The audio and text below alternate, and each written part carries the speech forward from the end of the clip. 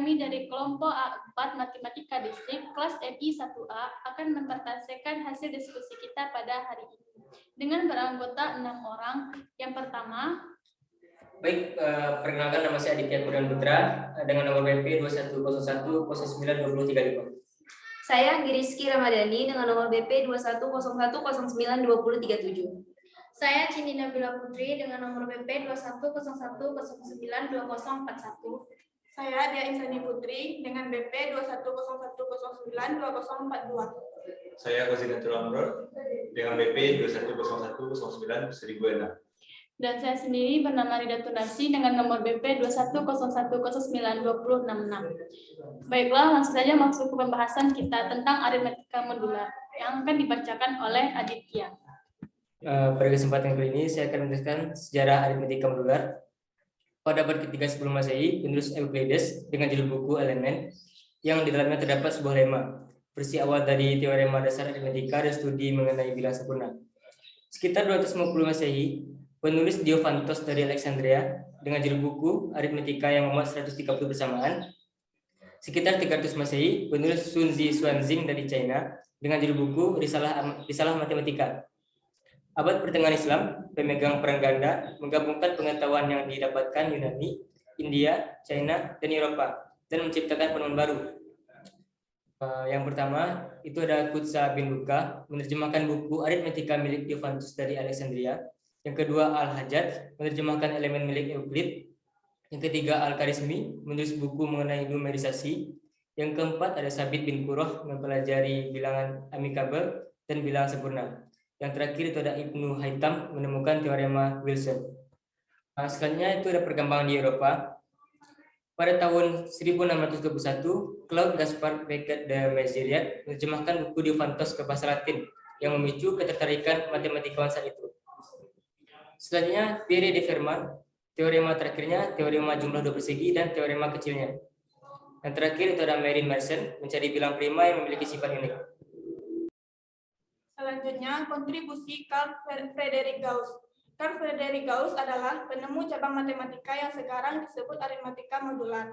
Pada usia 17 tahun, Gauss membuktikan teorema quadratic reciprocity. Pada 1801, ia mempublikasikan penelitian tentang aritmatika dan dijuluki Pangeran Matematikawan. Pada abad ke-20, pada tahun 1883, Auguste Kerckhoff menyatakan bahwa keamanan sistem kriptografi seharusnya tidak didasarkan pada kerahasiaan algoritma yang digunakan. Keamanan seharusnya hanya bergantung pada kerahasiaan kunci. Kriptografi adalah ilmu yang mempelajari sandi rahasia.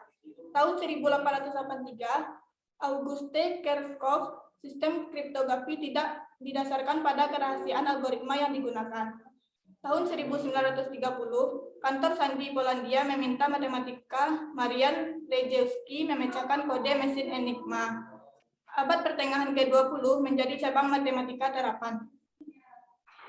Objek dengan aritmatika modular. Yang pertama, kekongruenan bilangan bulat. N kecil dari 1 disebut modulus. Kongruen modulu N disebut A kurang A mod B sama dengan KN. Kekongruenan modulu N dilambangkan A kongruen B mod N.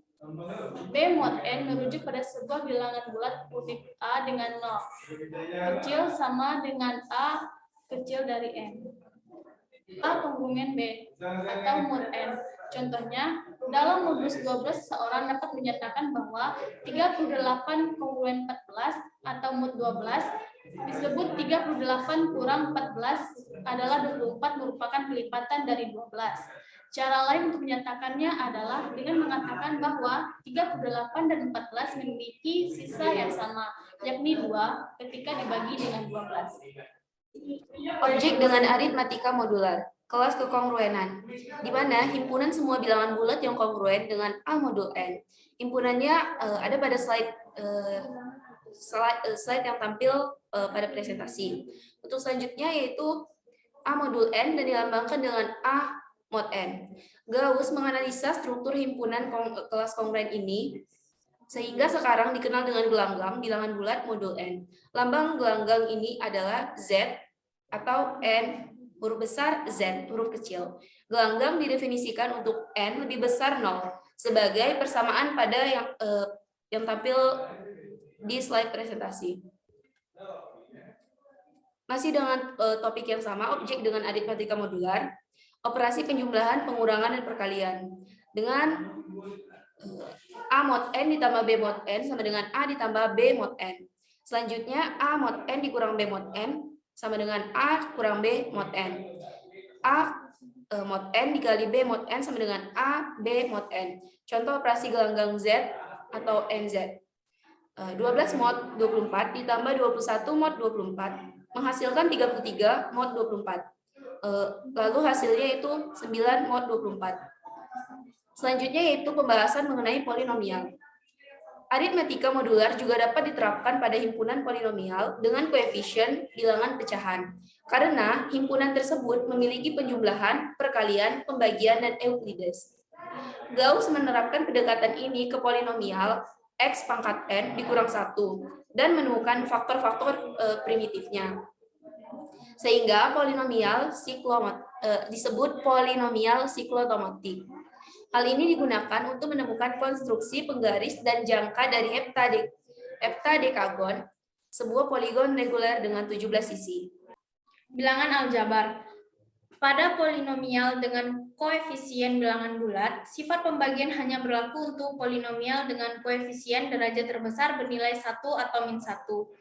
Contohnya, X pangkat 2 ditambah 1 atau alfa plus I beta. Alfa dan beta bilangan bulat dan I unit bilangan imajiner atau struktur modular yang didapatkan masih bagian dari gelanggangnya. Sistem residu. Setiap kelas residu modulo N dapat diwakili oleh salah satu anggotanya. Dua anggota kelas residu yang berbeda modulo N atau modulo tidak selaras N. Sistem residu terbagi dua, himpunan bilangan bulat 0, 1, 2, seterusnya N-1, atau modulo sistem residu terkecil N. Yang kedua, setiap rangkaian bilangan bulat N tidak ada dua yang kongruen modulo N atau modulo sistem residu lengkap N. Sistem residu terkecil adalah sistem residu lengkap. Sistem residu lengkap hanyalah satu himpunan yang berisi tepat satu perwakilan dari setiap kelas residu modulo N.